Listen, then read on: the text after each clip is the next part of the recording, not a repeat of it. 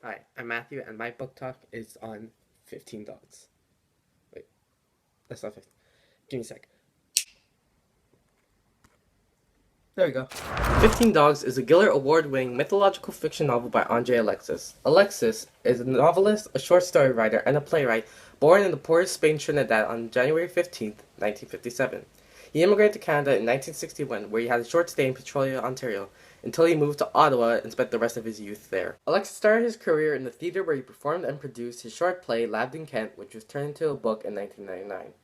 He published his first short story in 1994 titled Despair and Other Stories of Ottawa, which was shortlisted for the Commonwealth Prize in Canada and the Caribbean region. Other notable novels he has published have been Childhood in 1998, which won the First Books in Canada and Trillium Books Award and was also shortlisted for the Giller Prize. Other works of literature he has published have been Night Peace, Ingrid and the Wolf, Asylum, Pastoral, and most recently, The Hidden Keys. He currently lives in Toronto, where he hosts the CBC's radio Skylarking and reviews books for the Globe and Mail. Matthew, lunch is ready. Be right back. Speaking of Toronto, it is also the setting in which the book takes place. However, Toronto in the book has been divided into two areas. It has been divided into the High Park area near Billy Bishop Airport and the beach area near Queen Street East and Kingston Road. The High Park area is talked about and seen throughout most of the book. However, the beach area is only talked about in the denouement of the book. The story starts off with Hermes and Apollo having a couple of drinks at the Wheat Chief Tower, in human form, of course. "I wonder," said Hermes, "what it would be like if animals had human intelligence." "I'll wager a year's servitude," said Apollo, "that animals, any animal you choose, would be even more unhappy than humans are if they had human intelligence." And so it was determined that the chosen animal would be dogs, and if any of them died a happy death, Hermes would win. However, if any of them died a sorrowful death, Apollo would win. Hermes and Apollo went to the local veterinary clinic where they granted 15 dogs the capability of human intelligence. In the middle of the night, the dogs set out to learn and discover about their newfound gifts and survive as a pack. The clan's confronted with betrayal, confusion, and anarchy, eventually leading to some dogs in the group to revolt. My favorite character in 15 Dogs is Benji, because he's seen as having the lowest status out of the entire group, however is more reliable and more useful than anyone else. Benji is portrayed as a small beagle who is shown the least respect, however is needed to assist others and to find food for the entire group. Benji is my preferred character because I am able to relate to what Benji's role is in the group. In my group of friends, I can be unnecessary at times. However, when I am needed, I'm there to purchase food for the entire group and to help out others when they are confused.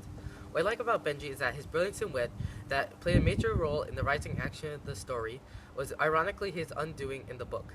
Major themes in 15 Dogs is language and faith. Language is a consistent theme throughout the novel because once the dogs are given human intelligence, they start to develop their own found language based on this new given gift. Dogs in the novel, such as Majnown and Prince, become poets and gain the ability to understand and speak human language.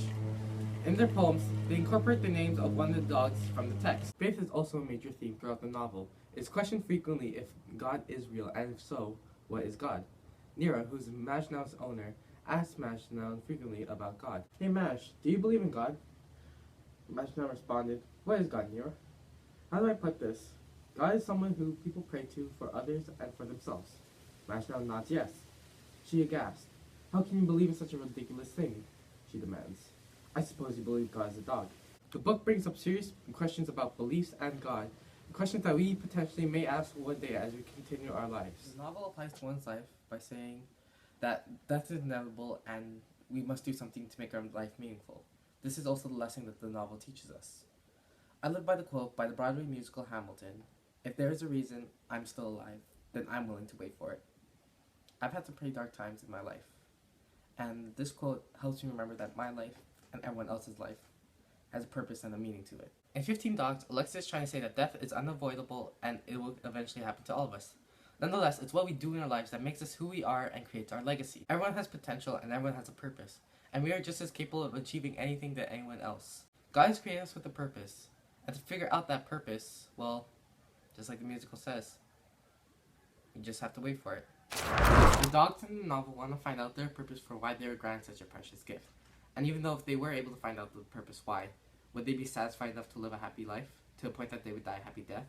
Well, any of the dogs in the story will die a happy death? And so, who would win the bet? Hermes or Apollo? Well, if you want to find out yourself, why don't you read the book? It's a captivating novel that grasps the attention of all readers, and I would definitely recommend it. Until next time, this is Math Sharp's Book Talk on 15 Dogs by Andre Alexis.